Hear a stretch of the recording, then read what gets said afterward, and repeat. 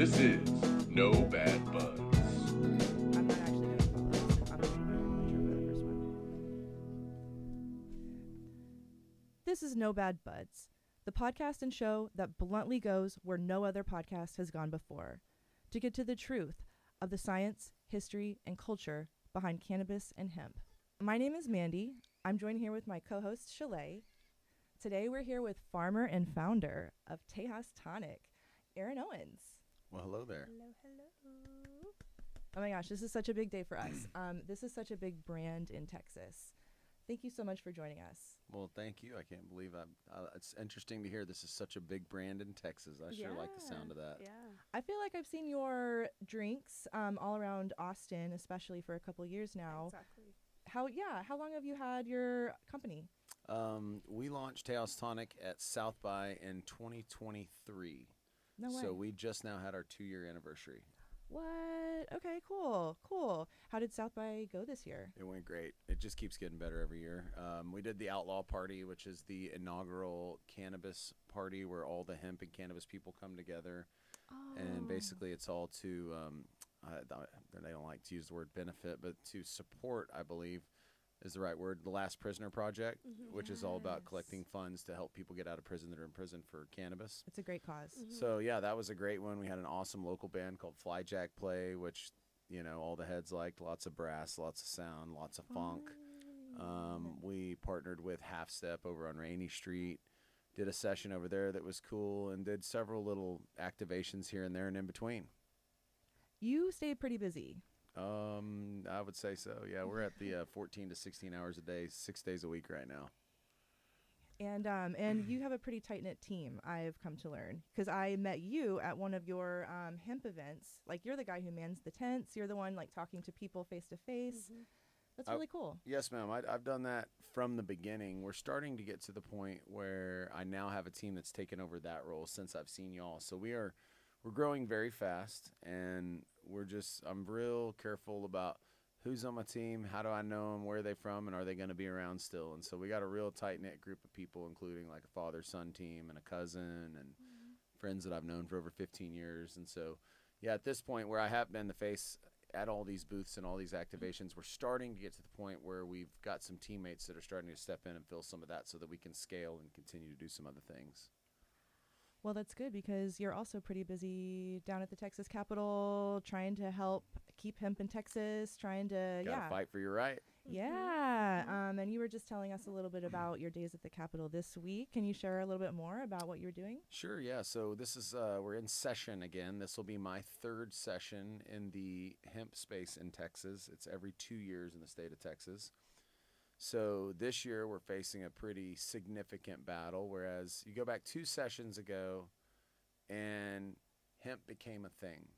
Right. And everything happened, and we were able to grow hemp and make hemp products, and here we go. And then once the program launches, you kind of see, oh, well, this could be a little better and that could be a little better. And, you know, maybe they do what the politicians call a cleanup bill. So we created the collective we. There was a cleanup bill that was created by the collective that I'm a part of. It's called the Texas Hemp Coalition.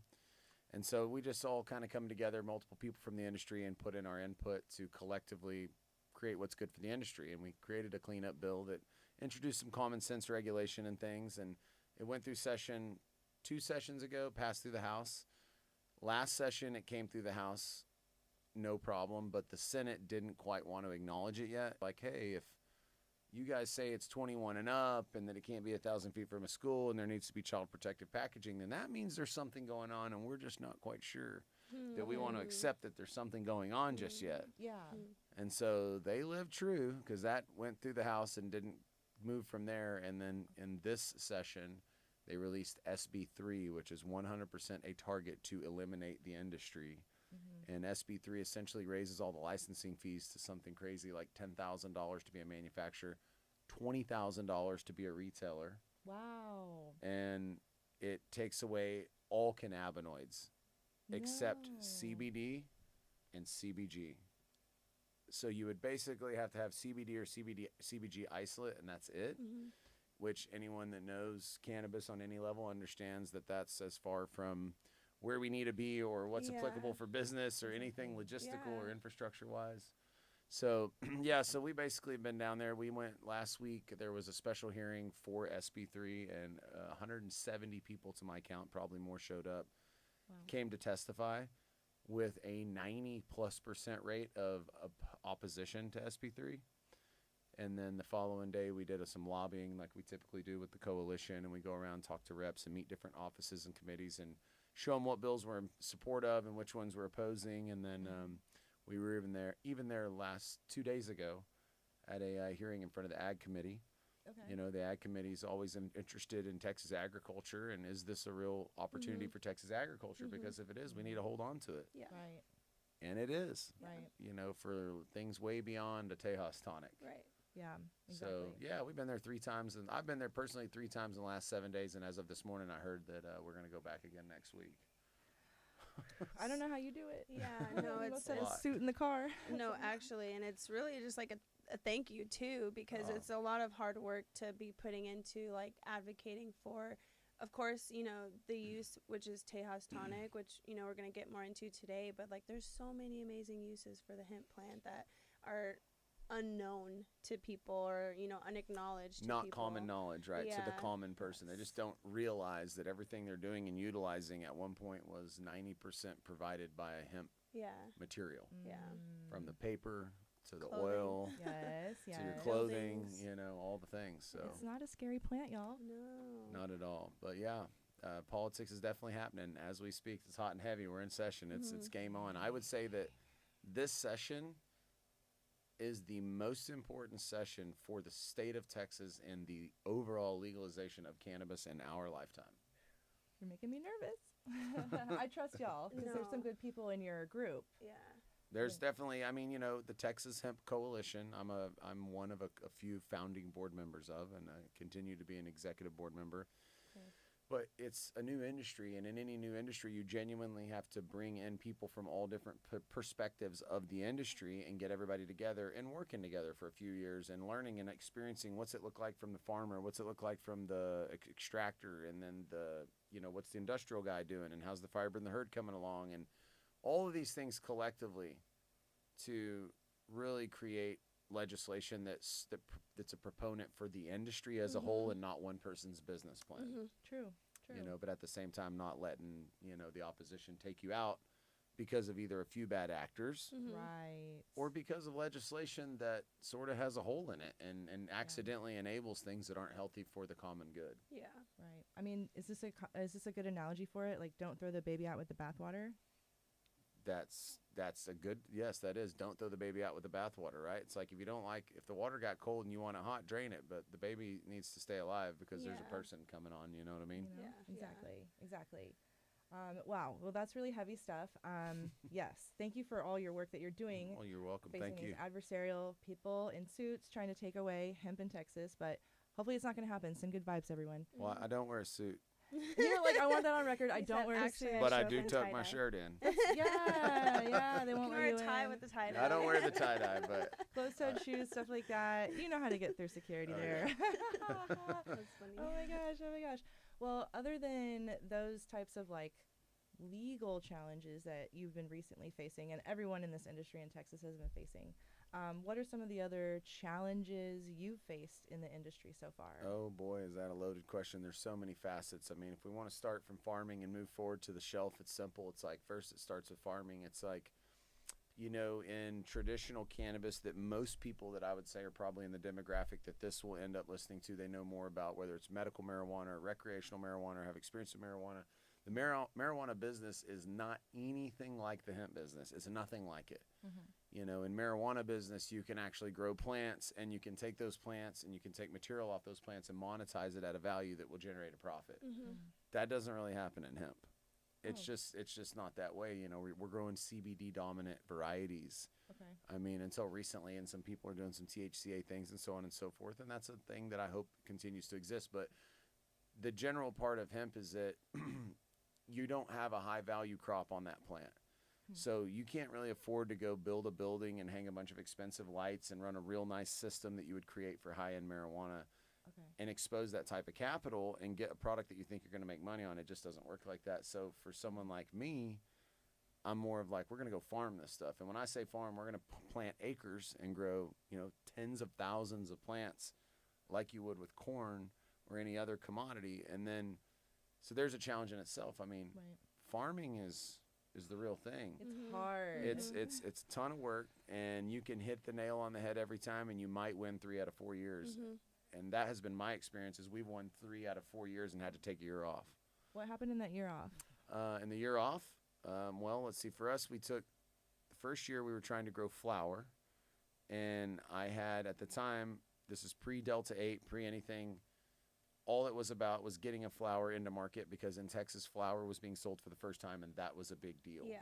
So I, of course, didn't want to grow CBD like everyone else with a myrcene dominant terpene profile, which is the only thing that exists in hemp for the most part, even today. Yeah.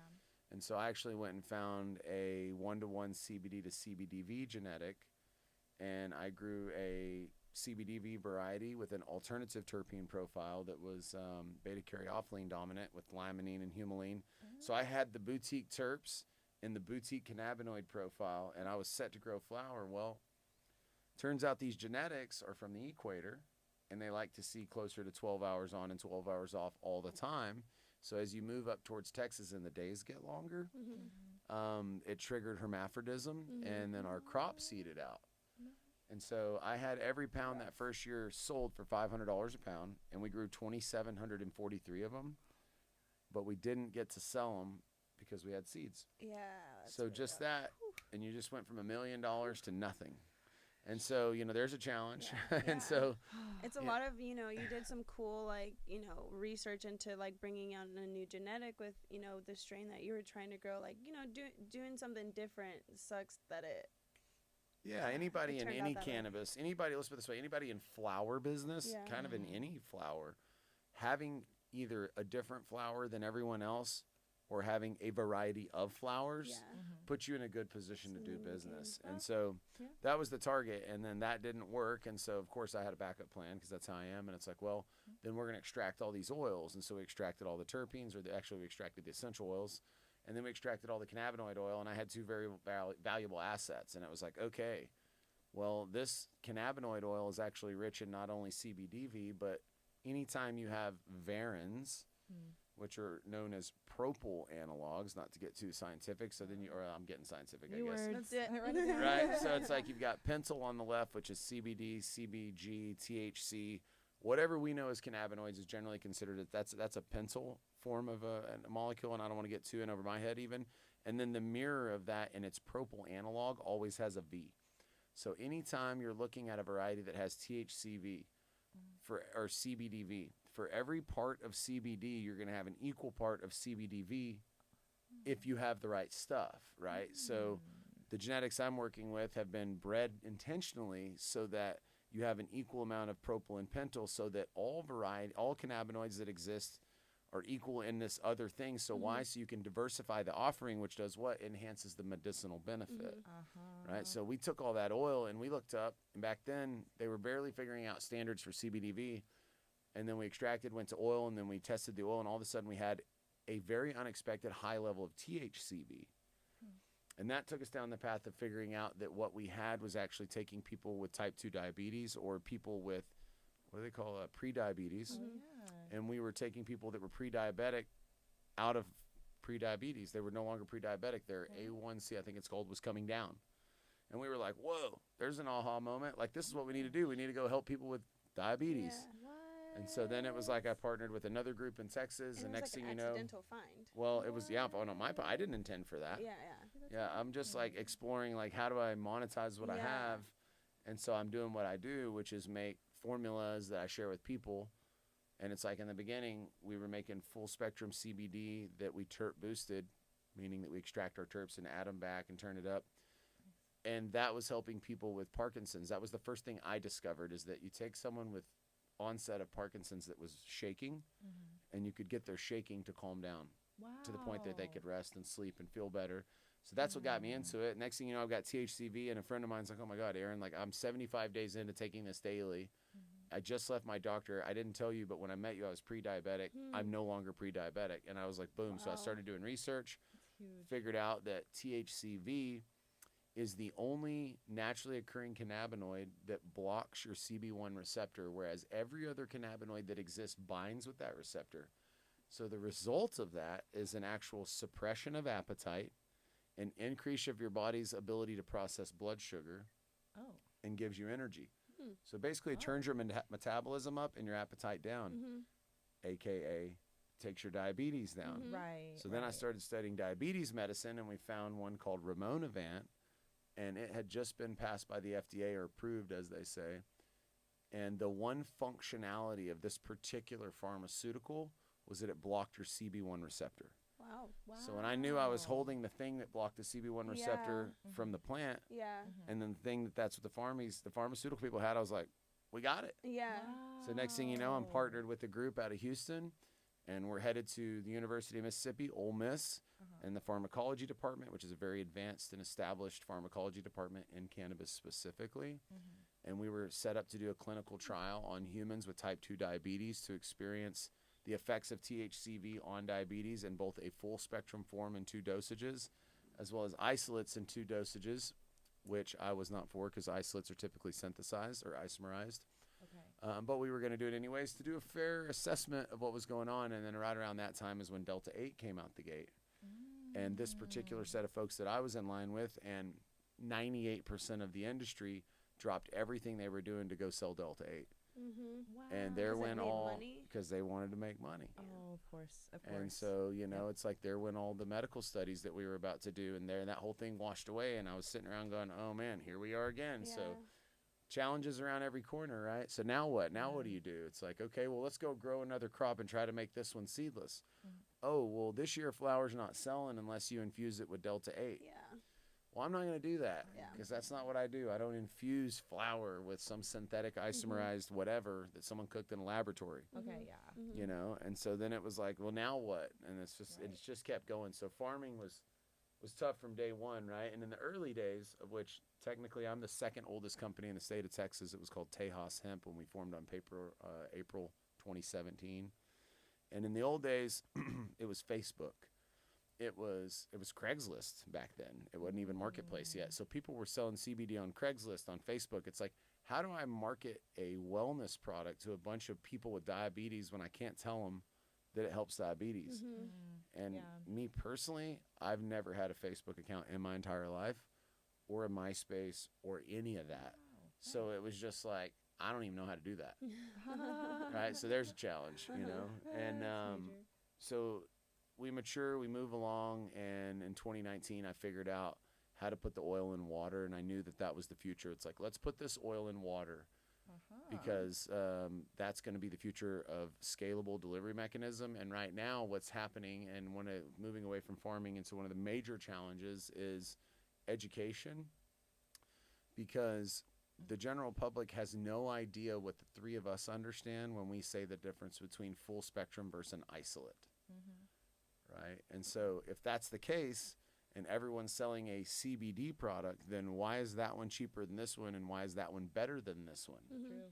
Yeah. Can we, for the people, give a brief definition of full spectrum versus isolate? Sure. So it's like, think about alcohol for a second, right? If you want to make and distill a liquor, and you just distill it down, and you cook it, and all the water disappears till the fact that you basically have pure alcohol. It's like there's Everclear, and then there's rubbing alcohol, and those are the last 2 steps. And we don't really drink that stuff. Right. We drink beer. We drink whiskey, tequila, whatever, right? In cannabis, it's similar. It's like if the marijuana strain is dominant in THC, and you extract the oil and you cook it all the way down or distill it or however you're doing it till there's only one thing left, it's going to be THC. Now you have an isolate. Yeah.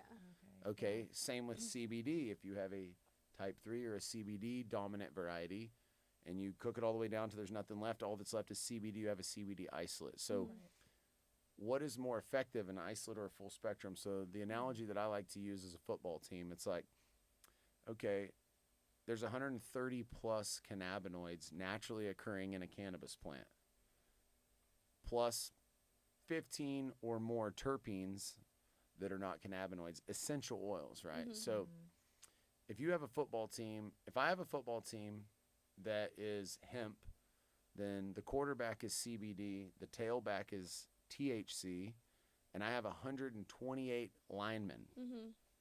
And then if I have my terpenes, I've got all my cheerleaders back here, and there's 15 of them, and they all look good, and they really make it smell nice and feel nice. They bring and the we're all, vibes. They bring the vibes. They bring the vibes. Actually, And then over there, you've got what? A quarterback, yeah. and that's it. Yeah. Who's going to be more effective, my Yeah. team or yours? Yeah. Yeah, exactly. And that's the difference, right? And so isolates are just inherently not effective. I Probably- think that's a sports reference we can all get behind because it actually makes a lot of sense. And I feel like, I kind of want to a little bit make sure I'm correct in understanding, like, just what you've explained to us so far in your journey of starting farming and, having this first run that kind of hermed out. But in that you still found, like, value in a specific isolate and, like, being able to understand, like, how the CBV or CBG CBDV and CBDV, THCV. But to okay. be correct, not an isolate, Oh. right? So what happens is I don't sell anything that's an isolate, and I don't make anything that's an isolate for the reasons that we just described. But you're right, and what happens is plan A is you sell flower, Yeah. right? And then if you seed out for one reason or another or something happens, plan B is to extract. Well, when you extract, what are you extracting? Well, you can extract, if you know what you're up to, you can extract essential oils, and then you can also extract the cannabinoid oil. Right, and that's what I did. So in that cannabinoid oil, it was very rich in all 30 components, Okay. but it's like the tight end was the THCV, and he was way taller than everyone else. Yeah. And Yeah, it was okay. like, whoa, you got this MVP you didn't even know you had. Okay. How do we use that guy? Yeah.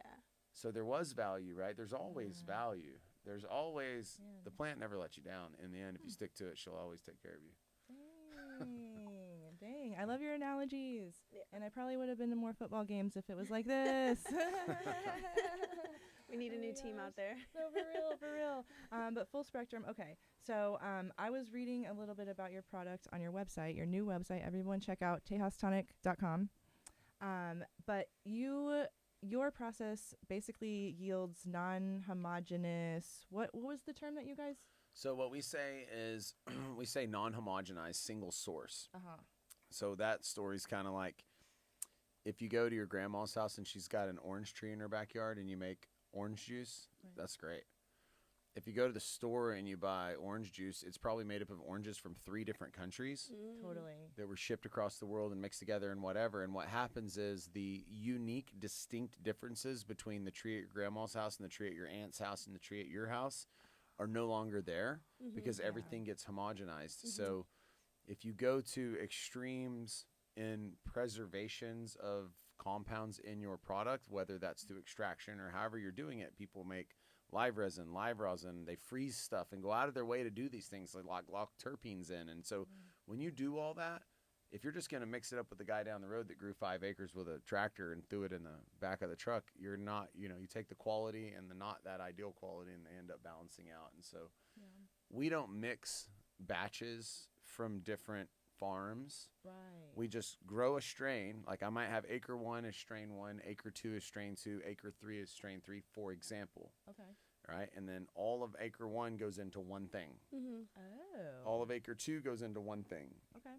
All of acre 3 goes into one thing, right? Which is where we're Yeah. headed with the beverages as we speak, is strain-specific flavor pairing. I love that, and that's kind of the question I want to get at is how did you go from your initial like start where you're growing flower and you're figuring out how to use this CBDV compound, and to now like Tejas Tonic being able to infuse these oils into a drink and like mass marketing, because that genuinely like we've both been seeing this brand for about 2 years now, and it's every South by like stores around Austin now, bars did we around get there? Austin. Yeah, how did you get there? What they say, they have a saying I won't be able to remember right now. It's something about creativity is is at its best point in a state of necessity. Yeah. Wow. Right? Something like Yeah, that. so It's like I believe when that. you're hungry, Mhm. you got to find a way You to figure eat. it out. And so yeah. it's like the real reality is that when Delta 8 came in, one of the biggest challenges for a farmer is synthetics, Yeah. right? You've got people that have no idea about what's going on with the plant or the farm in any way, and they haven't gone through any of the risk or the hard work that it takes to actually grow plants. and they're synthesizing or isomerizing isolates Right. in some lab for pennies on the dollar out of a starting material that they bought from another country because it's Yeah. cheaper. Yeah.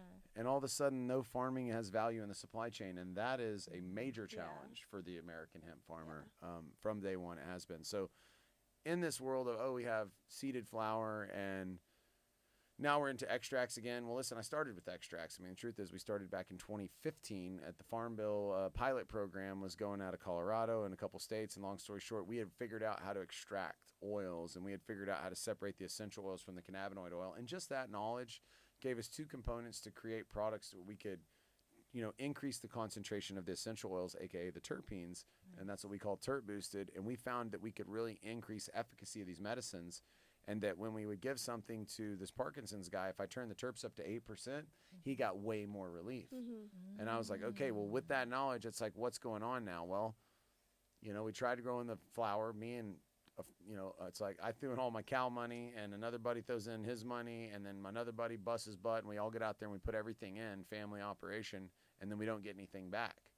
And it's like, what do we do now? Well, we've got to extract this. Okay, well, now what? We got to figure out how to make products. Okay, well, at some point we realized we got to go back to finished goods. It's like, I've got to have a finished good that I can control by being polite and have a relationship with someone that wants to sell my product, because you don't just get to grow acres and drive down to the sale barn and drop it off and someone buys it. It doesn't work like that. Yeah. With other livestock, when we raise cattle and we raise goats, which I also do, Cool. you just load them up in a trailer, and every week you can drive to Fredericksburg. Every Tuesday they're buying goats. Yeah. Every Wednesday they're buying cattle, and that's just how it works. And that's in an established agricultural infrastructure. But without that, you're down to, what do? Well, I can extract the oil. Well, I have oil. Okay, you guys want to buy my liters for $10,000 that are rich in THCV? They're like, why wouldn't I? I'm buying CBD over here for $1,500. Yeah. It's like, do you not understand the difference? They're like, no. Yeah. And neither does the consumer. Yeah. And I'm like, well, then I got to build a path to the consumer. Yeah. And then we tried the thing with Ole Miss, and then that dropped out because everybody was chasing synthetics. And it's like, oh my gosh. Yeah. Somewhere in there, what we knew was that not very many people were making water. And there was one brand at the time called CBD Living Water, and they were making isolate. They put CBD isolate in water. And I knew that water was the fastest way to spread things to the masses. So we want, I'll call it medicine or herb or ganja or whatever you want to call it. It's like, we grow herb, and that's what we do. And we want to put as much into the people as we physically can, because we know it's good for them. We're not just getting everybody high. We're actually like really trying to help things. Yeah. And the way to do that's through water. And those guys are selling, in my opinion, snake oil. Okay. It's a quarterback. Okay, great. You got a quarterback. Yeah, it's Sweet. one, Like, yeah. here's the whole football team in water. Yeah. So my partners and I spent over 6 months just figuring out how to mix oil and water, I was gonna say that sounds hard. which doesn't mix Oh my Yeah. in a gosh. manner that would be stable and that would not separate and that also tastes good. And we figured it out, and boom, Tejas Hemp Water was born. I had these water bottles, and they were Tejas Hemp water bottles. This is back in 2019, I think, 18, 19. And then it was like right after we made our first batch, COVID happened. And it was like, okay, here's another challenge, right? It's like, here we go, so we got to step back again. We had to step back for 2 years. Over the next couple of years, we farmed. We did the thing on the farming thing, had the challenges in farming, and then the world started to turn back on.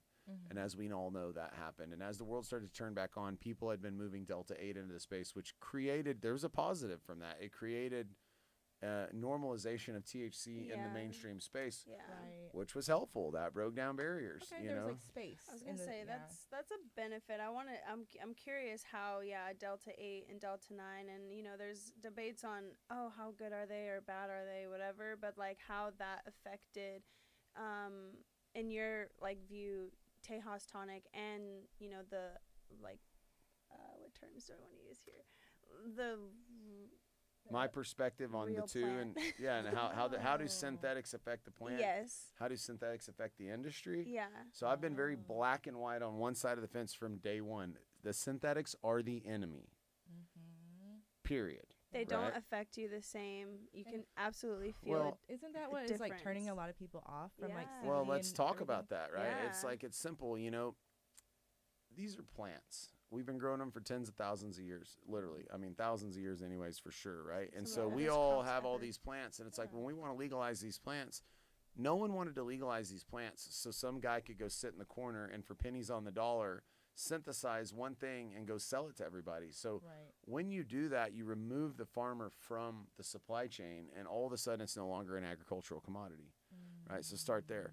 After that, it's like, why would you ever need to create Delta 8 or Delta 10 or Delta 12 or HHC or HHCO or HHCP or THCO or THCP or why synthesize 11-hydroxy? Like, why would you do any of this? And like the reality is, in the beginning, the reason you would do it is because you were going to penetrate a political loophole and sell a THC product that couldn't be regulated, and that's what happened with Delta 8, and that's a legitimate reason. And if I was a business that was millions of dollars exposed, which were a lot of people were after 2019, it makes sense to want to sell that product to get your money back. But like, ultimately, is that what's good for the industry, and is that what's good for people? And the answer is no, of course not. Delta 8, okay, if you're here to just get high, Delta 8's 50%. Okay, great. Delta 10, Delta 12, I don't think they're as strong as THC. Then you go to HHC. HHC is 3 times stronger than Delta 9.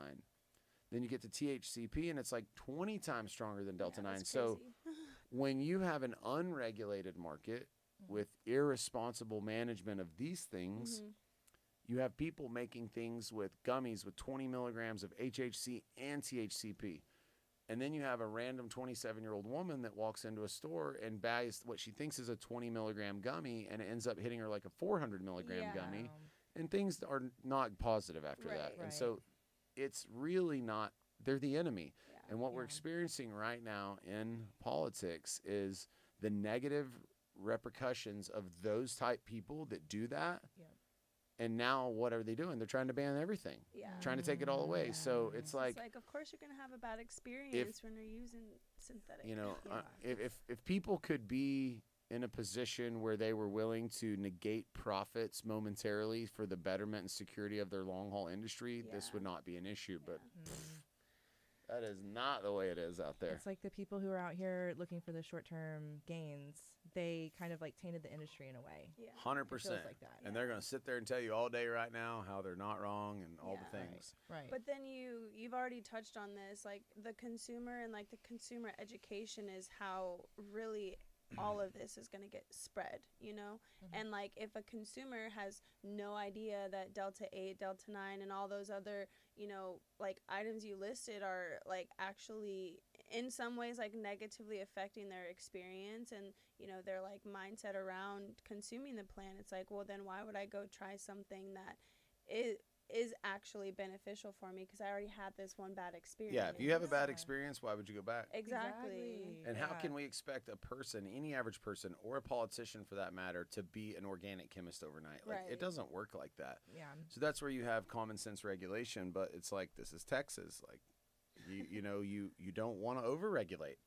We're big on liberty, which is freedom, and it's like we don't really need everybody to tell us what to do. In fact, if you just do what you do and we do what we do and we don't bother each other, that's the Texas way. But you know, we have to look out for the good of people, and we need sustainability for the progression of cannabis as a whole. And Texas is winning in that in the hemp space, and right now we are under fire because of folks that, you know, whether they meant to or not, it is what it is, and that's just the way it is. I mean, and some people out there who got into this industry with Delta 8, like, maybe they just don't have, like, the longevity, the experience being in this industry, but, like, whether or not they realize it, it kind of, it tainted some people's view of the plant in Texas, I feel 100%. like, you know?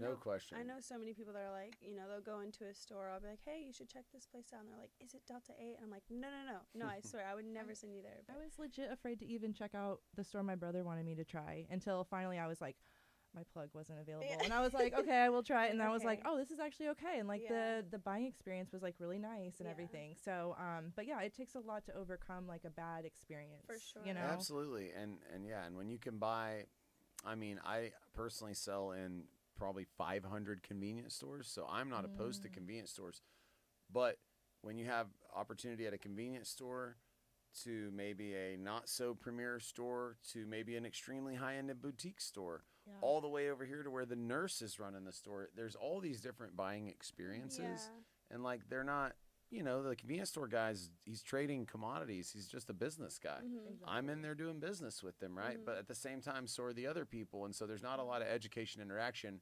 Whereas a conscious consumer may go to a nice little store like House of Jane in Dripping Springs or Cozy Cannabis in downtown Austin, where people are going to like, it's a high-end environment. They're going to look you in the eyes and they're going to talk to you and they're going to help you understand like what's going on and help drive you in a direction, just like many other stores that I don't know how to name right now or just don't recall their names. So learn so the that's story about something. the brand and like what the products stand for. What's the you know? brand? What's it You know, helping with? yeah, who's the brand? Can you trust them? Yeah. Yeah. Is there integrity? That's what's important. And it's like, you know, that's where we came up with Tejas Tonic. It's like coming out of that COVID deal. Like we did the whole work to get the oil in the water. And then we knew we're the people with the oil in the water. And then coming out of COVID, it was like, it's time to go. Let's do Tejas Tonic. And if you'll notice on the front of the can there, I'd only put, what I put is 5 mg THC right at the bottom. I'm gonna hold this up to the camera. So I didn't put 5 milligrams Delta 9 Mm-hmm. because listen, 5 years ago, did anyone say Delta? No one had ever heard of that. Right, no. We're all a never bunch wanna of hear it freaking again. heads, and we know we've been talking about this our whole life. No one says Oh my Delta. God. That's not what you say, Oh my right? And so it's like I was Yeah. like, I'm not buying into this ball game. It is so confusing. Like we're just gonna say THC because why? Because that's the Yeah. THC that's from the plant. Yeah. It's all natural, and that's what we do. We already have the hurdle of teaching people what THC and CBD and all these natural components are. Like, don't introduce more confusion. It's so Right. much education. Yeah. So much re-education too. Yeah. Oh my gosh, I'm so glad that we have like smart people like you in Texas. Thank God. Oh, well, thank you. God. There's many more. I'm not the only one. And we're back. So we were just talking with Aaron a little bit about the law in Texas and, you know, weirdly, some of the strengths that Texas might find itself with pretty soon. And Shalay had some questions to follow up. Yeah, so really I want to hear you elaborate on why Texas is winning. You know, you said that as far as the hemp space specifically, Texas is winning. I think that's fascinating. I want to know why. I want to know what other states are doing poorly and hopefully like where Texas can lead the market. Sure, Here. totally. So obviously we're under fire right now in Texas. So anybody that is listening to this in real time is gonna be like, he's crazy. But He in has the a vision. big picture of legalization, you have, you know, I call it the hood ornament on the Cadillac was California, right? They started all this in 1996 by legalizing medical marijuana. Many states after that would then legalize medical marijuana over the next 20 years. And then after that, you'd start having states start to legalize recreational marijuana. And that was cool and is cool. The two different Right. markets. So you have these two different things that are starting to happen. And a lot of people put a lot of time, money, and energy and effort and sacrifice into creating that, which is great for the team, the big team. Right. And then they legalized hemp in 2018. And it's like then a whole nother layer of cannabis, of hemp comes on. And that really turns on the country. And so, in my opinion, Texas overall is winning because we don't really have a robust medical marijuana market. Actually, we have like basically a non-existent one. Mm-hmm. It's very small. Yeah, It is and here. it's but- It's teeny. here, but it's teeny tiny. And it's like, okay, well, what we do have is the 5th largest economy on earth. So if we have the 5th largest economy on earth, just the state of Texas is the 5th largest economy on earth, like That's crazy to versus say. all Wow. countries. So if you're big in Texas, you're doing fine, right? So it's kind of like, okay, with that being the case, we have a very, you know, underregulated hemp industry currently, right? Which is not something to take advantage of, but we are conservative in Texas, and that's a good thing. Because why everybody takes all these runs and jumps everywhere, it's like we're taking very slow, steady steps, and we enable freedom and liberty and people to have businesses. So right now, what's happening in other states, you ask what's winning and what's not.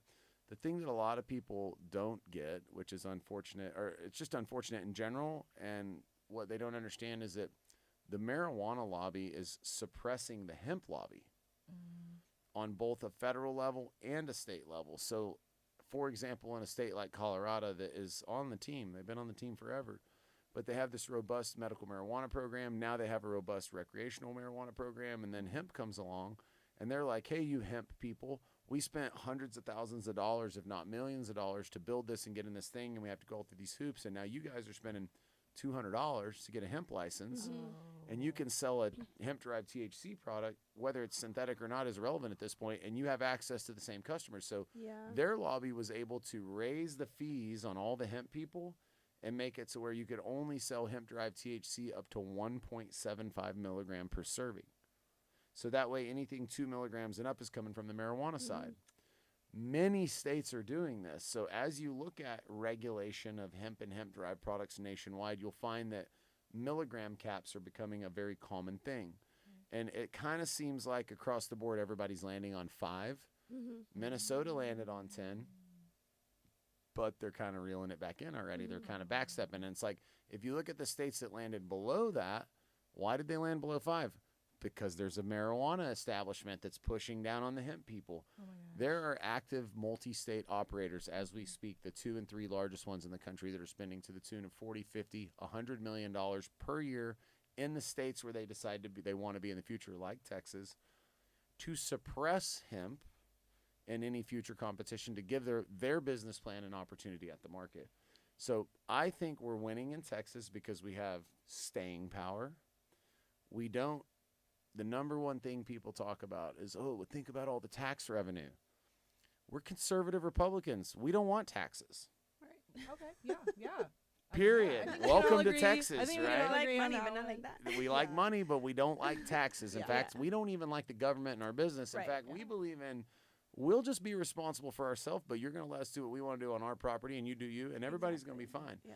So how do you win then? And it's like, well, what we believe in is freedom and liberty. And it's like, okay, cool. So Texas is winning because we're not developed yet. We're letting everyone else, you know, throw the water balloons at each other and the paintballs, whatever you want to call it, and we're learning, and we're taking slow, steady steps towards forward. Now, the downside of that is that, you know, there are people, and I won't say names, but there's a couple high up politicians that are 100% want this. I mean, it doesn't matter if I say their name or not. Senator Perry, the Lieutenant Governor Dan Patrick. These guys hate everything we're doing with all of their heart and all of their being.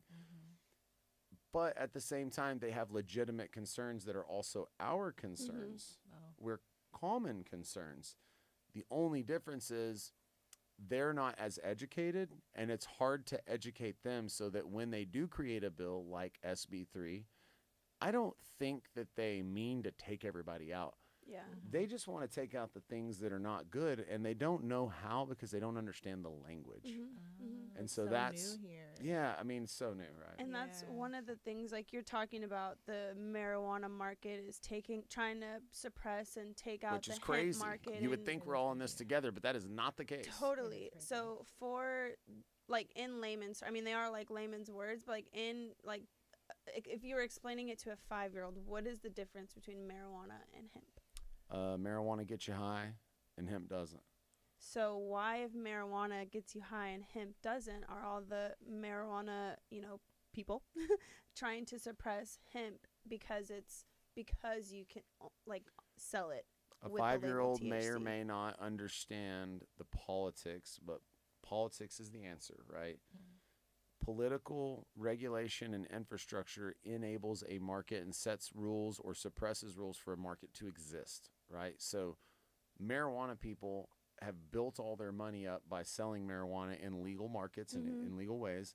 And now they're looking at the access to market from the hemp guy is as simple as a $150 permit. They're just angry that they didn't have to pay as much? Well, basically? it's kind of like if you have a thing, no matter whether you spent no money or all the money, but you have a thing, and there's a limited amount of these things, right? And all of a sudden, millions and millions of people are able to come at something that's equal to your thing or challenges your thing, and their barrier to entry was nothing. You're not going to be, I mean, you're going to feel under pressure. And so are we either in this all together or are we going to try to suppress one another for our own well-being? And the answer is obvious. Wait, what is it though? Well, I mean, depends on who you are. I It's mean, if you're like- Tejas, you're here for everybody. Yeah. You're here for the plant. Exactly, Yes. because there's Yes. more uses to the plant than strictly using it for consumption. That Right. is a beautiful use that can help medically, recreationally, whatever, but there's so that's much what? more use to the fibers of the plant, like everything about it, than just And maybe we could touch on that, right? Consumer. It's like industrial hemp was the #1 renewable resource for all of the Americas and all of Europe up until the 20th century, right? It's like where today there's cotton mills and feed mills, and there's places that process corn, which I don't know what that's called, but they have places up in the Midwest that everybody grows corn, you grow soybean, you grow cotton, whatever. All that existed for hemp, right? Like there were hemp mills everywhere. You would grow hemp because why? It consumes 2 to 3 times less water than cotton. You can grow it 2 to 3 times in one season or 1 year, so you can get 2 to 3 crops out of it because it's only a 90-day crop from start to finish. That's so cool. You can take the fiber and you can make ropes. You can take the herd. You can build cement. You can take the oils. You can make everything from perfumes to home remedies. You can make clothing. You can make paper. The Declaration of Independence was written on hemp paper. So Crazy. Abe Lincoln farmed hemp. George Washington farmed hemp. They smoked hemp. It's a normal thing. But what happened was when DuPont, fact check, go back and read The Emperor Wears No Clothes, which was written by Jack Herrera, which is the true story of hemp. And what I found out lately is that the original founder and owner of Planet K, Michael Kleiman, was the producer of the last version of The Emperor Wears No Clothes, meaning that he is a warrior from way back. Wow. No way. 100%. I knew he was legit. Super legit, right? And so it's like those guys are the old guys that fought for the counterculture, for this information to get out. So what happens is around the 20th century, around 1900, oil has been discovered, and they're starting to figure out that you can make plastic out of oil. And so DuPont goes in and patents a few things, and they're thinking to themselves, how do I get rid of all these people? How do I get all these people to depend on my resource? Yeah. And the answer is you ban the resource they have. It's the same as getting rid of the Indians. You kill all the buffalo. And so what they did is they came in and said, hey, listen, all the Mexicans are bringing marijuana. They brought in racism. And they brought in racism coming over from Mexico, and it's Drug war and gateway, all this nonsense. Fear-mongering. that was the reefer madness of the 20s. And so there was a propaganda campaign where they said, this is all bad for you. It's marijuana. It's not hemp now. It's called marijuana. It's coming from the Mexicans, and it's all these bad things. And so they made it illegal. You're good. We're good. Yeah, we're good. And so when they made it illegal, that's what happened is they made it illegal. And then it's like all of a sudden now what? Well, now who made it illegal? Well, the politicians. And who are they fueled by? The lobbyists. Well, how did that happen? By the money. Where'd the money come from? DuPont. Yeah. So DuPont paid all the lobbyists to get into the politicians' ear to make it illegal. And then all of a sudden their resource became the number one resource that everyone had to now spend money on, and they made money. And then boom, World War II happened. And they were like, hold on, we need ropes. We need parachutes. Yeah. You know what? Time out. We change our mind. It's not only legal. If you own farms, you have to farm some hemp for the war effort, or you're in trouble and going to jail. That really happened. And then after World War II was over, they were like, okay, no, it's illegal again. That's insane. And so for the last 100 years, we've been sitting around without infrastructure to process hemp in the old-fashioned way. And so all of us in the business, in order to be in this business, currently the only real market that can be available is in consumables. Yeah.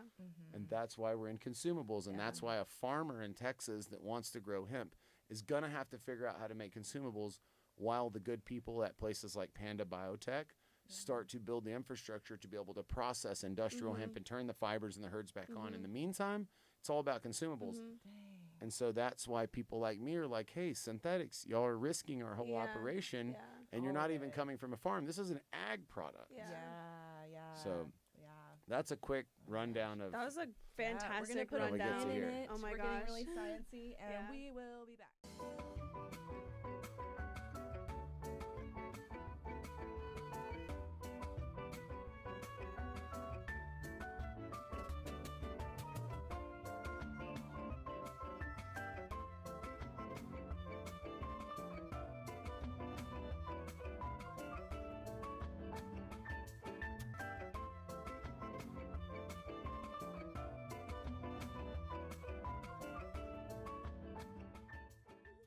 Terpenes, cannabinoids, entourage effects. What do these words mean to you? What if some of the citrusy and piney scents in your favorite candles and colognes were actually the same molecules and active ingredients in the modern day cannabis plant, also in hemp? What if potency wasn't the end-all be-all for dispensary consumers at the counter?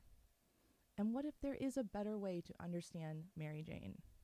There is. We are here with one of the experts in the industry, farmer and founder of Tejas Tonic. I practiced that many times.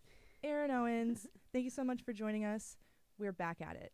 Absolutely. Thank you for having me. And I just love that you're starting to lean into terpenes and want to talk about the finer things of cannabis. Yes. All shapes and sizes. I love terpenes. I think I wake up listing off my favorite terpene profiles every morning. What's yours, Aaron? Ooh, favorite terpene profile. I mean, here's the thing. Like growing up on what folks call type 1 cannabis, a.k.a. marijuana, I really fell in the late 90s, more like the early 2000s, with a strain in Austin called Sweet Island Skunk. Wow. And very specifically, the neighborhood we call Hyde Park, North Campus, was very prominent and ripe with Sweet Island Skunk. Yeah. And it was my favorite. And then as I got into hemp and started to understand the lack of diversity in hemp genetics, and then I really got selective about hemp genetics specifically so I could create products that had different, differentiators in the market. I learned that osamine, as of lately, has been my favorite. I don't think it's like, oh, it's the only one I love or anything like that. I really like them all. But like osamine and osamine dominant terpene profiles, it's like if you had a doobie with some hemp or some marijuana or whatever that was an osamine dominant profile, it's like pineapple. Oh. It's just so sweet. We have a genetic we call pineapple jam, and it's just sweet. It's like we have strawberry jam as well. That's terpenoline dominant, which is a super sativa. That's right. And when you grow a terpenoline dominant variety like we do strawberry jam, and then we put that in the agarita berry, it makes you think that the drink is sweet, but there's no sugar. But that's how influential the terpenes are. So what I'm saying is once you land on that and you have that for agarita, it's like, cool, what am I going to do with this Frio mango? Well, mangoes are rich in myrcene, and everybody understands that. But what I'm looking for is what is that genuine pop from the cannabis? And the answer is, for me, an osamine dominant terpene profile, primarily pineapple jam, which is, I'm writing that down. it's the rarest terpene in all cannabis. I was going to say, please don't judge me. I've never heard of that terpene. No, Have you heard of it? I haven't either, but I like rare. It's like if you went from sativa all the way down to indica, let's pretend, it would be like terpenoline, limonene, osamine, pinene, down into like, I think it goes linalool and then beta caryophyllene and then down to myrcene, for example. And that's just a handful of them.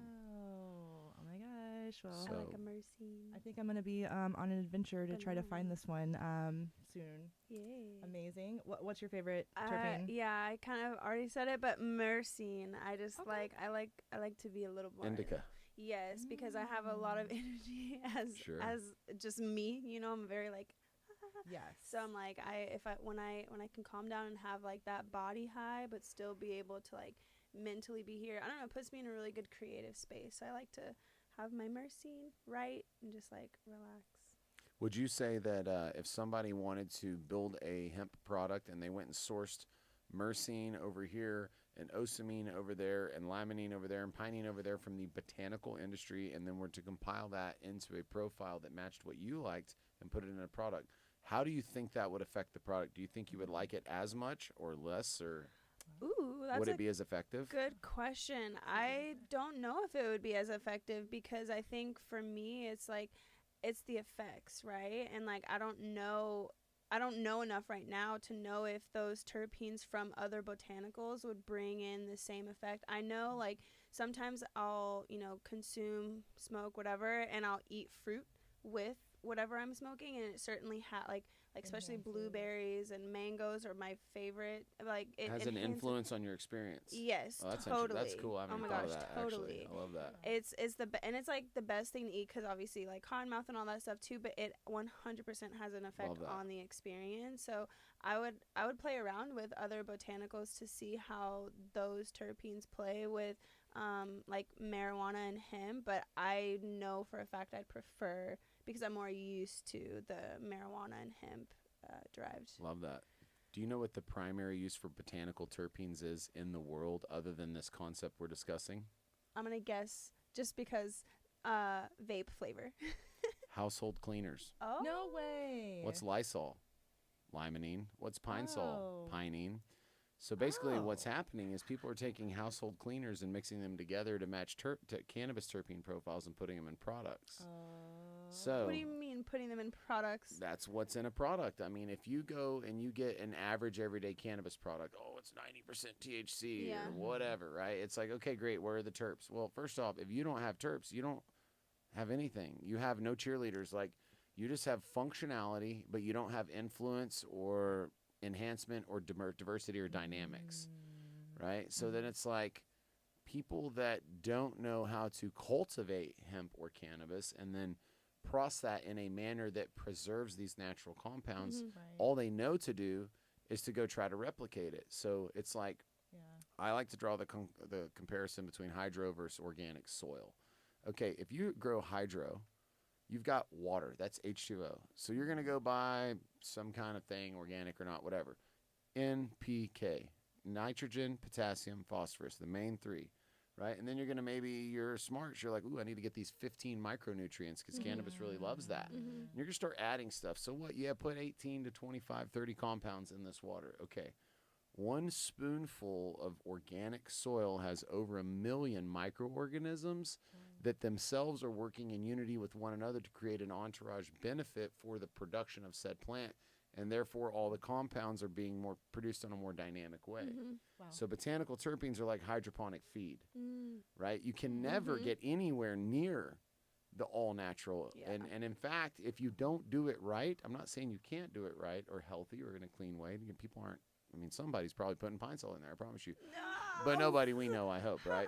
Point is that you can do it either way to the point that it is very unhealthy, because what happens is those things are cheaper and people like a high margin and they make products that aren't safe. And therefore the state of California has banned all botanical terpenes in all cannabis products and cannabis and hemp. It is not allowed in the state of California because they understand that what we're talking about. So Good naturally, for California. Naturally derived cannabis terpenes are the bee's knees. They're the stuff. Like when you smell that stuff and you're like so inspired and you love it, like that's the terps. And it's all about capturing those terps. That's all it's about. And that's what everybody that goes out of their way, oh, I got the fresh frozen live resin. Oh, I got the fresh frozen rosin. Why is everybody doing fresh frozen? Why is that a thing? Because they're trying to capture the terpenes. Terpenes, they disappear instantly. The minute you cut that plant down, everything you smell is a terpene leaving. Right? It's like you had asked, you didn't ask yet, but we talked about monoterpenes and sesquiterpenes, right? Yes. And it's like monoterpenes are these light terpenes that are very volatile and they can evaporate like very quickly, right? So it's like when I read a book from Oat Willie's back in, I don't know, probably grade school, about how to grow weed, I would come to Austin and be like, oh, I got to get the High Times and I got to get the How to Grow Weed book. And in the book it said at 92 degrees Fahrenheit, you start to lose terpenes, meaning the most volatile, the monoterpenes, basically are volatile, and you're starting to lose them at 92 degrees. This is Texas. It's 108 degrees on a regular basis. You know what I'm saying? Right now. So it's like, okay, well, sesquiterpenes are the heavier terpenes that can withstand more process, more heat, they're less volatile, they're more stable. So when you're trying to preserve these terpenes in cannabis, people are taking the plant alive, and I do this for some clients. You know, we pull the plant leaves off in the field, so it's still on there, and then we cut it down, and it's a race. We run straight to the barn, and we buck it, and then we weigh it in a bag, put that in a box, and put that in a semi-trailer that we have sitting there at negative 20 degrees, and then that thing is frozen within 2 hours of being alive. It's at 0 degrees and frozen solid to lock that in, so that next person can basically do a live resin or a hydrocarbon extraction, so that all those terps are locked in, like preserved. Preserved. Okay. That's the whole concept of bubble hash, of ice hash, of live resin, of live rosin. Rosin is where you take that same thing and you freeze it. But you don't freeze it. Instead, you put it in an ice bath and you make bubble hash, and you basically freeze the trichomes. They fall off, and then you get all these trichomes or keef or whatever, and then you take that and you press it, and when you press it, that's rosin. Well, now you have ooze that has oil.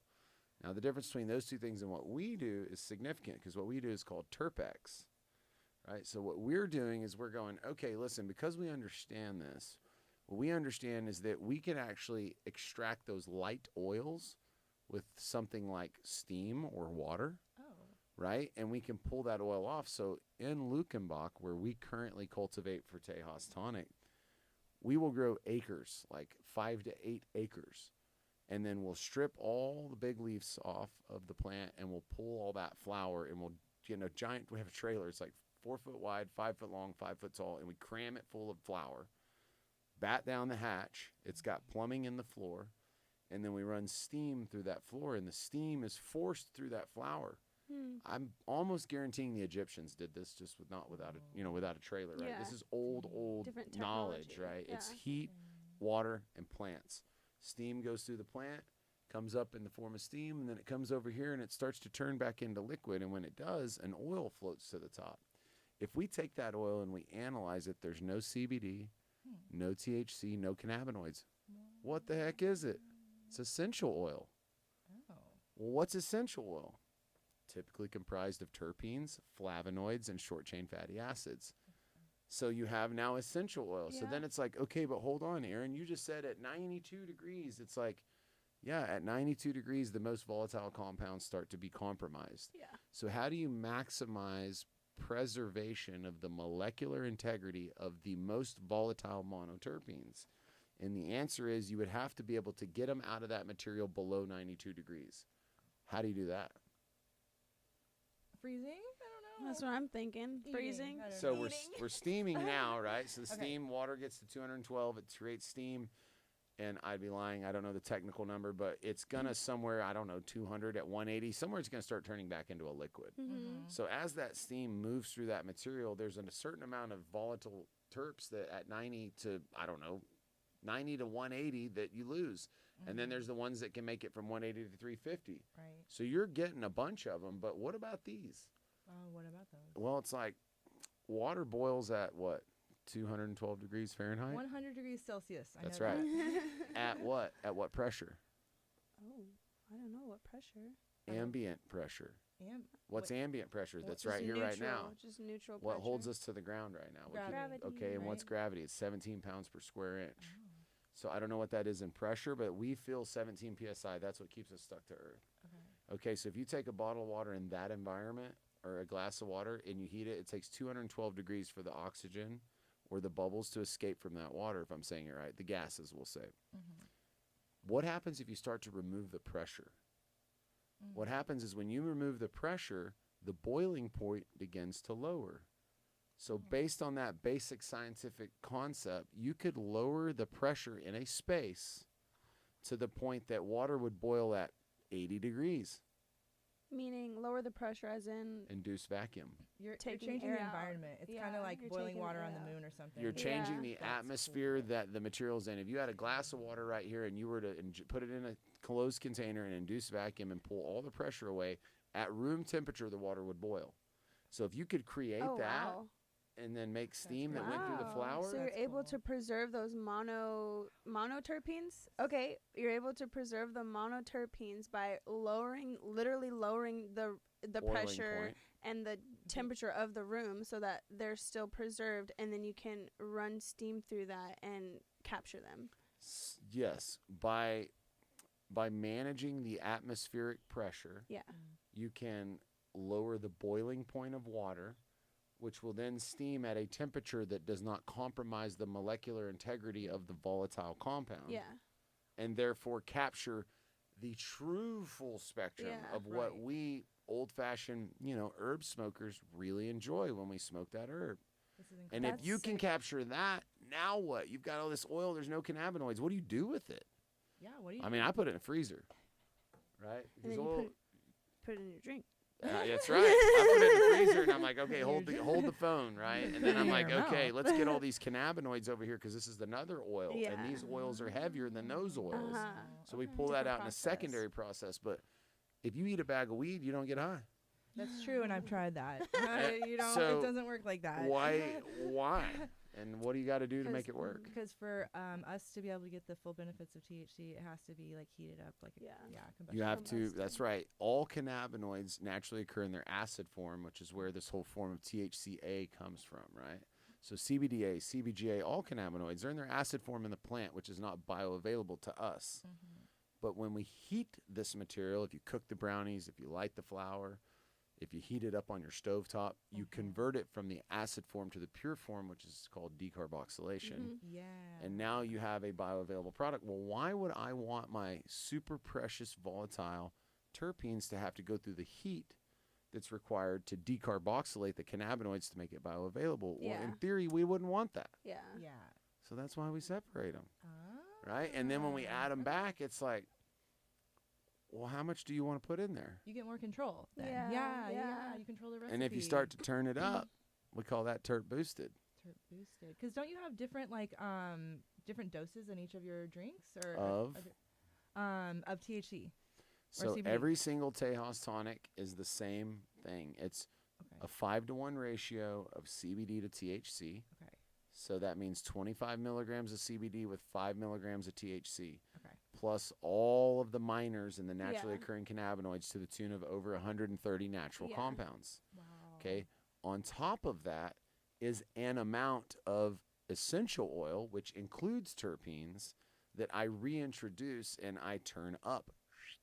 I mean, this is like super IP. I mean, like, people used to be like, well, why do you tell everybody that? I'm like, I don't just talk about it because I like it. Like, if you think you could go do what I'm doing, then, like, good luck. I mean, I feel like this took you years, No, right? Like it wasn't just me. There's a gang of people. That's a bad name. a There's coterie, there's a Collection. gaggle. A group, respectable- collective. a respectable There's a collective. Gaggle. There's a Totally gaggle, legal. a remuda We're friends, okay? of intelligent people that are my friends and all of us, right? It's not just me. A lot of people. We all work on these topics, right? And we've been working on this very specifically since 2016. So we Wow. are 9 years in Wow. to what we're talking about. I mean, obviously we've been messing with cannabis. All of us in some way have had a Yeah. relationship our whole life since our early teenage years.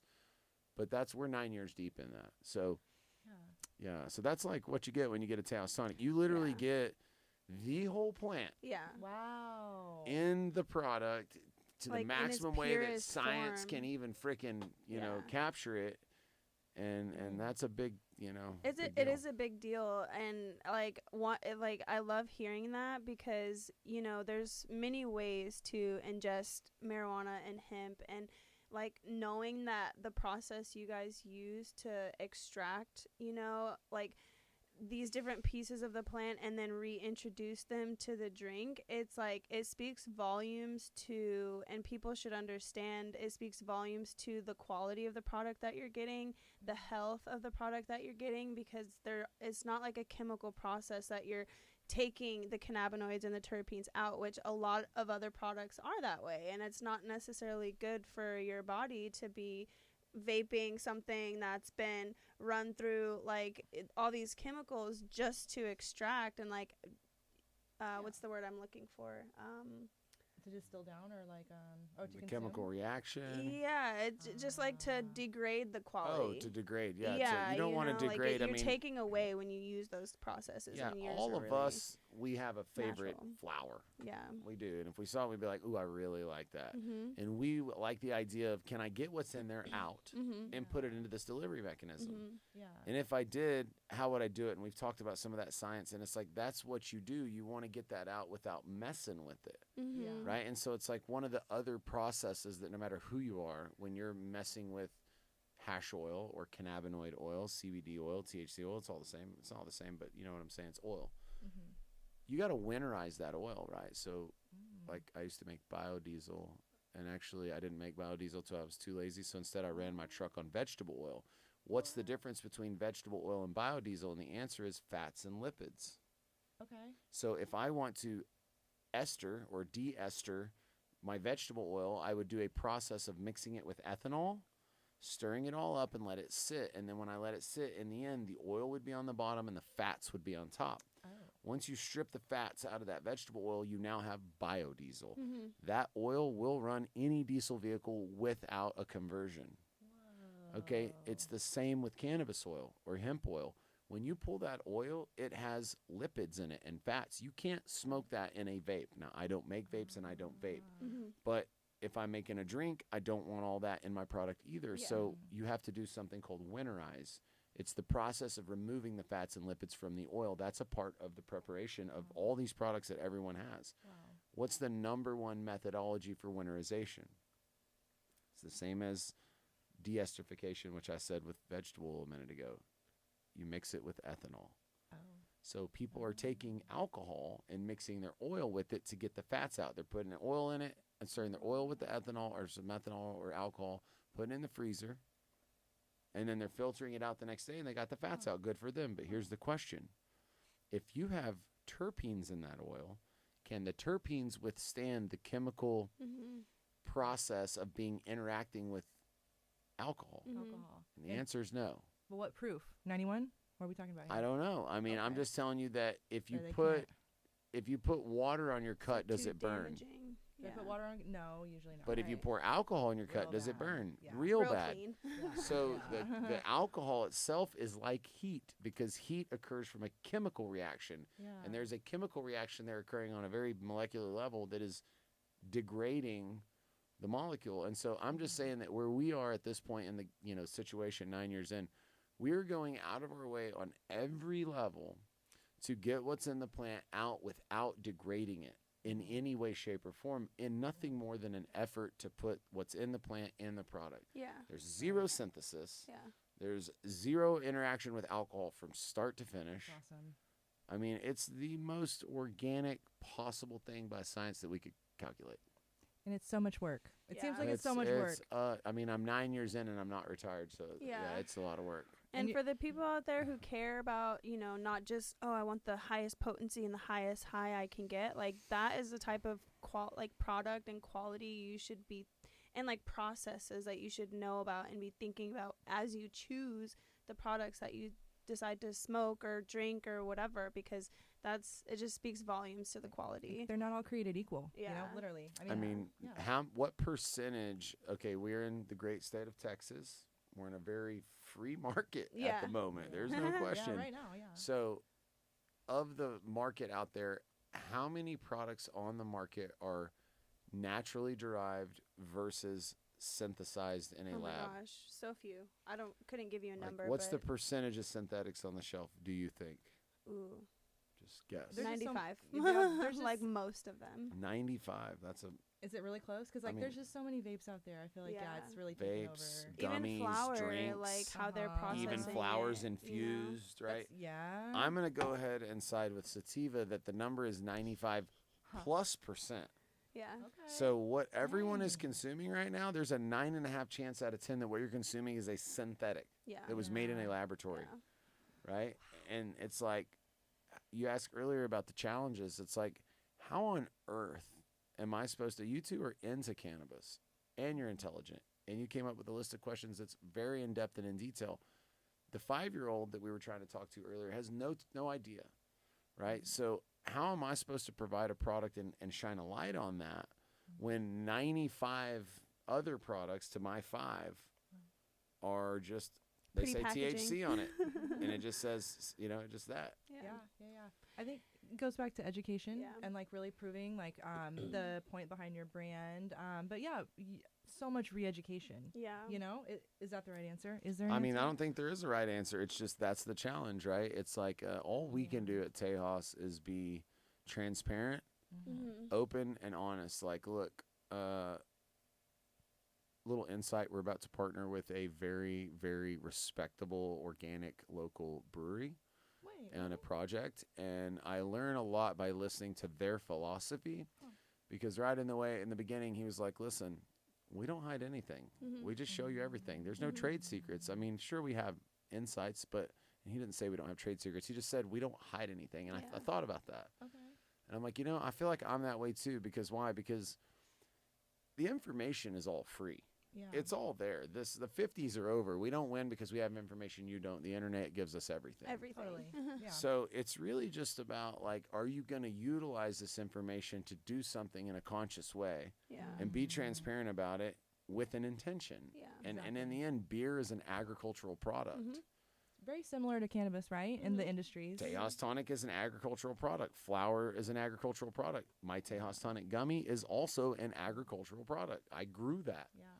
right? So with agricultural products, it's like there's no need to hide anything. It's like it's all in the open. Here it is. Yeah. Right? love that. This is good product. And I'm not the only one that makes good product. There's a lot of people that make good product, but there's way more people that make poor product. Yeah. And it's so readily available to us that we can't hold it against the consumer. Yeah. We can't hold it against the people selling it because they're just Yeah. trying to be in business. You know, Yeah. it's like, this is where, What if it's someone, I mean, I'm speaking to the 95% of the brands out there. Maybe they don't even know that it's like not a good product, you know? Like, you know, so, I mean, but They know it's something people will purchase. yeah, it's the race to get to the shelves, you Yeah. know? But another thing that you can do in addition to education is like, you know, sharing it with your friends. And yeah, if you like a product, you normally talk about it, right? You try to share it. And that I like the idea of like consuming hemp in a different way without having to smoke it. And I just actually had one of your first drinks the other day, and I loved it. Sorry, no one's paying me to do this because I'm literally holding it because I realized this is the flavor that I drank, and my mouth is watering. But yeah, it chilled me out.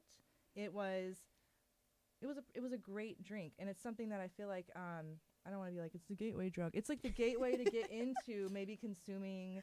and a I THC would product. completely sure. agree with that. And I was waiting for you to finish so I could say that I agree. What it is, the drinks are so interesting because they give the common person the ability to access the feeling and the experience without getting in over their head. Yes. When you know? drink a drink, it Totally. happens fast, and it's just a little. It's just like, oh, And this it's is a little bit. It's an easy gradual. feeling because I mean all the different ways you can ingest, I've done them like all, and I have ones that I prefer. And when I tried the drink, also I remember like I'm particular about how and when I choose to smoke and everything.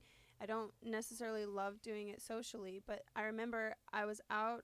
This was last year South by the first time I had a Tejas Tonic. Nice. And I was out walking around with a friend and I'm drinking it, and then the rest of the day I'm like, this is the right amount of like feeling for me to be Calm. outside Exactly.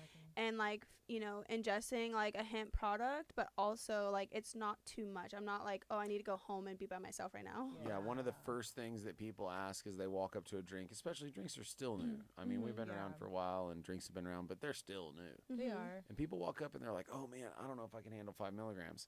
Same thing I thought when we started messing with drinks. So you think to yourself, when I drink it, is it going to be the same as eating it? Yeah. And the answer is no. Oh, I was gonna ask, is it? It's not. not. The same. Like Okay. drinking it is 1/3 as strong or effective as eating it due to the way your body metabolizes. Is that because it's being absorbed on your tongue versus in your stomach? So this is where I can't go too far without, you know, getting myself in a bind outside of my lane. But what I can say is that the molecules are so teeny tiny.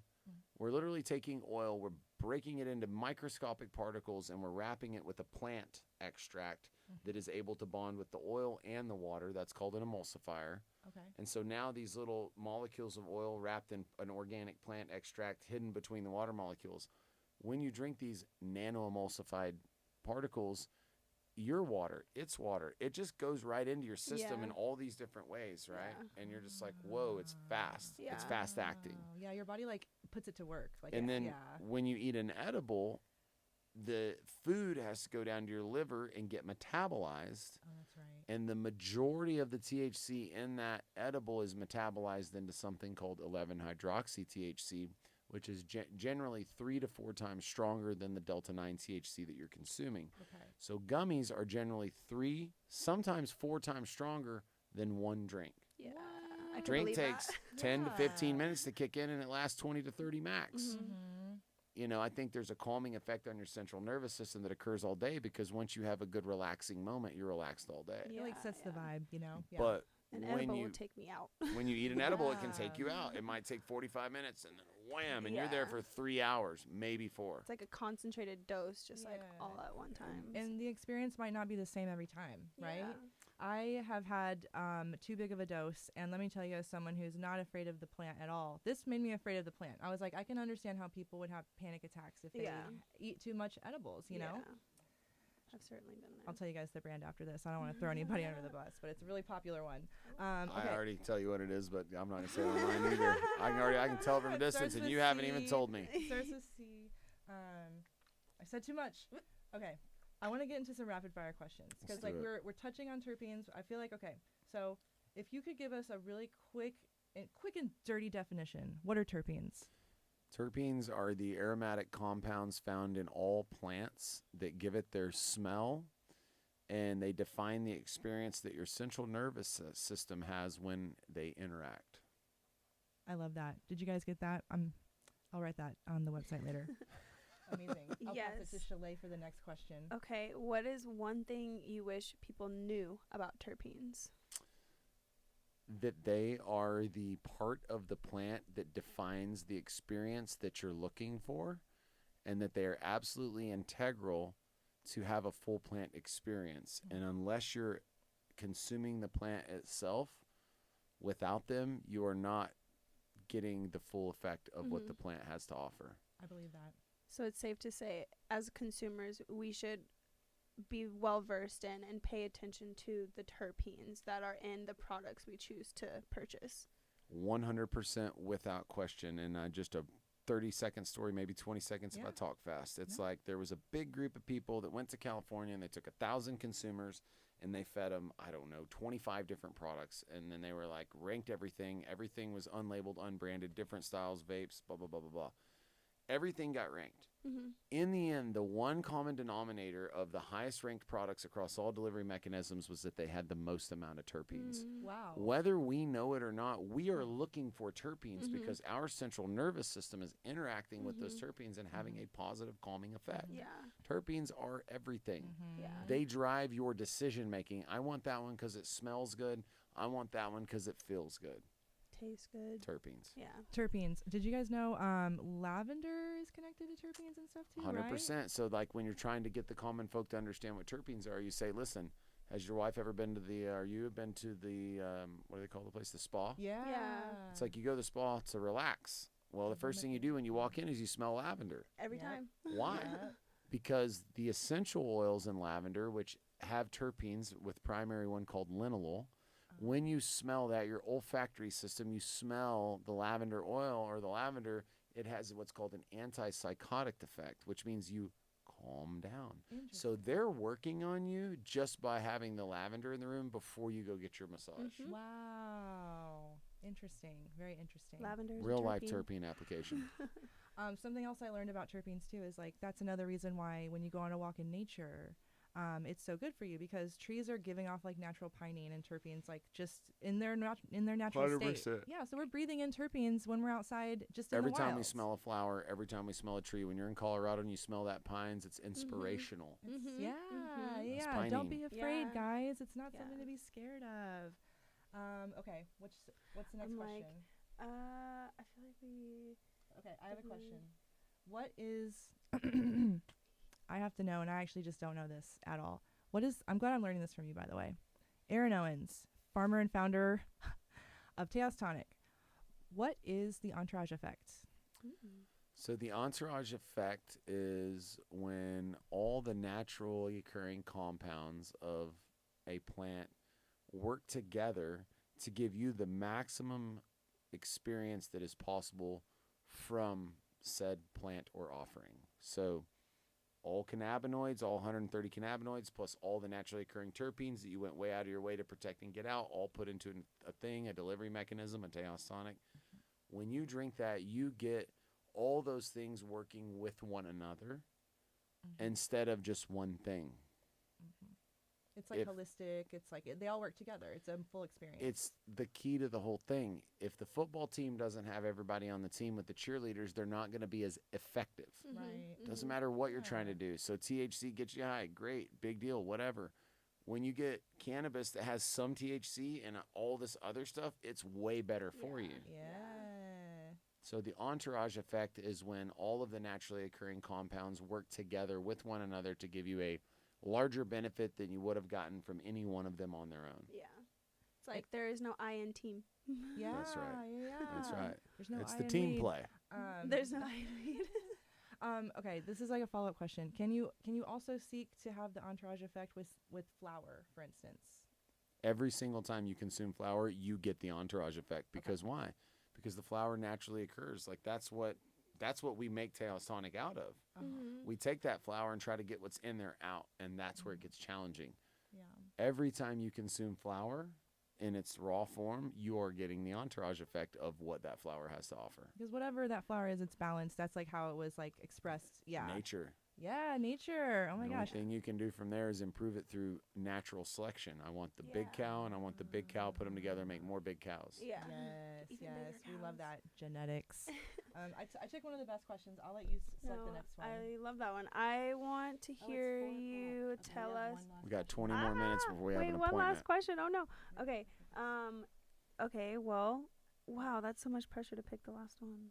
I Well, don't just know. pick you one. Let's go back to let's Yeah. bring it back around because Yeah, we're I like wrapping that. up our episode. We have a couple more minutes with you before they kick us out of our studio. We want to talk a little bit about your business, looking into the future, and a little bit about your philosophy or motto on life in general, and why you're doing this. Mhm. Love that. So, okay, I guess business, like where are we headed and what are we doing? Well, right now we're under threat, obviously. And if we were to ban all THC or all cannabinoids, I personally would smile a little bit and just be like, y'all, you can't take us out that easy. Like, it's simple. We have the functionality you don't even understand, which is called terpenes. So we'll just basically make a terpene beverage. We'll take over the shelves and we'll crush it. But I don't want that because I'm not, what do you call it, selfish. I'm on team cannabis. I'm on team we. I'm on team people. Right? So it's like what I'm trying to do and what I am doing right now is we figured out the terpene thing. And then it's like, okay, now we're extracting them. We're putting them back in. We're boosting them. Now I'm like, ooh, if I take the terpenoline dominant or the strawberry jam and I put it in the agarita berry, whoa, they're so good together. What happens if I take osamine dominant, the pineapple jam, and put it in the mango? Now it tastes sweet as well. What am I doing over here for lime? Where I am right now is I'm R&Ding different terpene profiles that are connected to the genetics that I have access to, and I'm pairing them with the flavors of my beverages. Yeah. So by this time next year, every beverage I make, or at least these three for sure, will have their own genetics connected to them with the intention of the terpene profile, maximizing the flavor experience of each individual offering. So I that's love where that. I'm headed. I love that. And then we're also headed into a world where, I think this is currently, I don't want to turn anyone off by saying the IPA, but when you go to a bar and there's 20 taps, you've got Busch Light on the left and Sierra Nevada Pale Ale on the right. And you got the browns and the darks and everything. Tejas Tonic is over there in the robust category. It's not Bud Light, you know what I mean? And so I think people appreciate a lighter version, and I think there's a good future for us in doing something about half strength. So I think that's possible. I mean, the next 3 to 5 years, it's about cultivating cannabis in Texas legally, hemp. It's about extracting that in a conscious, organic way. It's about making products that help people and that you are guilt-free and they're guilt-free, and there's nothing in there that can harm you. You cannot overdo it. So that's where we're headed on business. Philosophy, don't sweat the small stuff. Wow. The big stuff, it's going to be small stuff soon. I love that. Dang, did you trademark That's that? the Texas way. The The Tejas way. I'm That's the sorry. Tejas friendly way, the whole right time. there. Oh my gosh, I love that. Well, I mean, this was a great episode. Yeah. I feel like I say this I feel sometimes. like we could keep talking forever. For one thing, every time my mouth was hanging agape, I was literally just, my mind was blown like 20 times during this entire sesh. So we will have to meet up with you again. Absolutely. Maybe we can come out to your facilities next time. Yes, we will be back into production again this fall, and it would be a good time sometime around September, October to come out and see everything in full bloom. And around October, we'll probably be processing, which is where the real fun is, where you get to see the steam and all the stuff. And the steam's like an engine, and then it's gas, and then there's liquid, and it's like, oh my God, that science project from the 4th grade was real. We're here for that. Shalay and I, we love a good lab. Yeah. Oh my gosh. Are you kidding me? I'm like, I want to smell the steam as it's just like.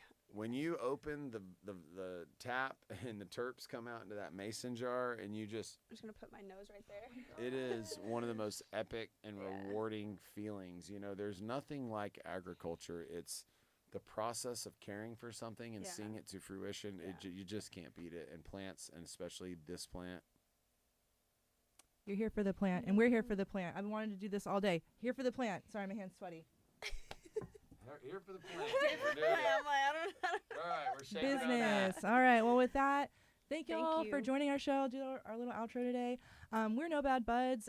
We do this show semi-monthly, and we would like to reach out to industry professionals like you. So if you would like to be on our podcast, please reach out to us. We're on all the social medias. You can check out our Instagram.